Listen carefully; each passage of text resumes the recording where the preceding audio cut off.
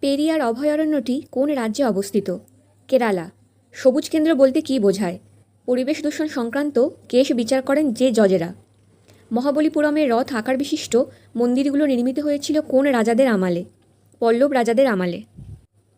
যান্ত্রিক সুবিধা সবসময় একের কম হয় কোন যন্ত্রতে? তৃতীয় শ্রেণীর লিভারে।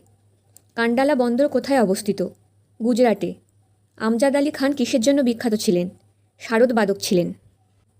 শিবসমুদ্রম জলপ্রপাত কোন নদীতে অবস্থিত? কাবেরী নদী। সূর্যের অভ্যন্তরে শক্তির উৎস কী? নিউক্লিয় সংযোগ। ওস্তাদ আলী খান কোন বাদ্যযন্ত্রের সাথে যুক্ত? সেতার। ব্রিটিশ ভারতের রাজধানী কলকাতা থেকে দিল্লিতে স্থানান্তরিত হয় কত সালে? 1911 সালে। এশিয়াটিক সোসাইটি কে প্রতিষ্ঠা করেন?